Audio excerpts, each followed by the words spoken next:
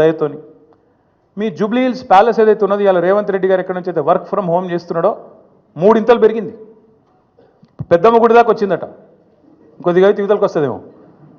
2000 ఎకరాలు కొన్నాడు 4th city దగ్గర. మొత్తం వెల్దండ నుంచి మొదలు పెడితే 4th సిటీ దాకా 2000 ఎకరాలు వీళ్ళ బినామీలు వీళ్ళ కుటుంబ ఆస్తులు పెరిగినాయి. 10 లక్షలు కూడా పెట్టుబడి లేని నీ బామ్మర్ది సృజన్ రెడ్డి 1137 కోట్ల కాంట్రాక్ట్ వచ్చింది. నీ అల్లుడు ఆస్తి పెరుగుతుంది, నీ బామ్మర్ది ఆస్తి పెరుగుతుంది, నీ కొండలరెడ్డి ఆస్తి పెరుగుతుంది, తిరుపతి రెడ్డి ఆస్తి పెరుగుతుంది, నీ వియంకున అప్పులు రైట్ ఆఫ్ అవుతాయి, నీ ఇల్లు 3 ఇంతలు పెరుగుతుంది. కానీ రాష్ట్రం మాత్రం సంకనాకిపోతుంది, దివాలా అయిపోతుంది. ఎట్లయితుంది మరి ఇది? ఢిల్లీకి పోతే అపాయింట్మెంట్లు ఇస్తలేరు, చెప్పులు ఎత్తుకపోతారేమో అని చెప్పి కలుస్తలేరు అన్నాడు. అమ్మతోడు చెప్తున్నా ఈ మాట, నేను ఎవరు చెప్పులు ఎత్తుకపోతారట. అరే చెప్పులు ఎత్తుకపోయేటోళ్ళు వేరే పార్టీ వాళ్ళు ఉన్నారు ఇక్కడ, అది వాళ్ళ కథ వేరు. చెప్పులు ఎత్తుకపోయింది నాకు అర్థం కాదు. ఢిల్లీకి పోతే అపాయింట్మెంట్లు ఇస్తలేరు, ఎవరు ఇస్తలేరు? రాహుల్ గాంధీ ఇస్తలేడు, వరకు కరెక్టే. నీకు ఇయ్యరు కూడా, ఎట్లు ఇస్తారు? నీకు తెలిసిపోయింది నీ కథ అంతా. ఇయ్యరు. ఈ కొత్తగా ఎవరైనా సుట్టపోడు కొత్తగా వస్తేనేమో మర్యాద ఇస్తారు ఎవరైనా సరే, 4 రోజులు ఉంటుంది మర్యాద.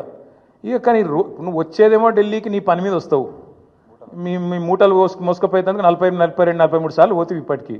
అందులోనట ఈయన ఎకానమీ క్లాస్లో పోతుండట. బా ఫోటోలు మొత్తం బయట పెడతాం, ప్రైవేట్ ఫ్లైట్లు, బిజినెస్ క్లాసులు, మీ ట్రిప్పులు మొత్తం ఫోటోలు బయట పెడతాం. సోషల్ మీడియాలో ఇప్పటికీ జరుగుతున్నాయి, మళ్ళీ పెడతాం. అరే గింత అన్యాయం మాటలు మాట్లాడతారు. 43 సార్లు ఢిల్లీకి పోతివి, 43 పైసలు లేకపోతివి, ఏముంటుంది ఇజ్జత్ నీకు ఢిల్లీ మార్కెట్లో? వీడు ఊకొత్తాడు పోతాడు, ఎందుకు ఇవ్వాలి మీకు అపాయింట్మెంట్? ఇస్తలేరు, ఏం చేయాలి మరి? నువ్వు మూటలు మోసేందుకు వస్తున్నావు ఢిల్లీకి, రాహుల్ గాంధీకి మూటలు ఇస్తేందుకు వస్తున్నావు. మొదలు మర్యాద ఉంటుంది, ఇక ఆఖరికి దొంగలెక్కనే చూస్తారు. వాటి మాత్రం ఇక్కడ దాకా ఉపేక్షించడం ఇక మాత్రం ఊరుకోము. కేసీఆర్ గారిని కూడా ఇంకా చివరిసారి చెప్తున్నాం, ముఖ్యమంత్రి గారు కేసీఆర్ గారిని ఇప్పటిదాకా ఎన్ని మాటలన్నా పడ్డం. ఇక్కడ నుంచి కేసీఆర్ గారిని నువ్వు వ్యక్తిగతంగా దూషిస్తే మాత్రం నీ నాలిక చీరేసే రోజు కూడా వస్తుంది, తప్పకుండా యాది పెట్టుకో. ఎవడు 100 సంవత్సరాల కోసం పుట్టలేదు, ఎవడు 1000 సంవత్సరాలు ఉండడు.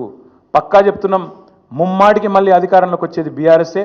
నువ్వు చేసిన నీ దిక్కుమాలిన పరిపాలన వల్ల అతలాకుతలమైన రాష్ట్రాన్ని మళ్ళా గాడిన పెట్టే సత్తా ఉన్న నాయకుడు కేసీఆర్ గారు మాత్రమే. అందుకే వాళ్ళ రాష్ట్ర ప్రజలు నీకు చేత కాకపోతే క్షమాపణ చెప్పు, అడ్డమైన హామీలు ఇచ్చినందుకు క్షమాపణ చెప్పి తప్పుకో.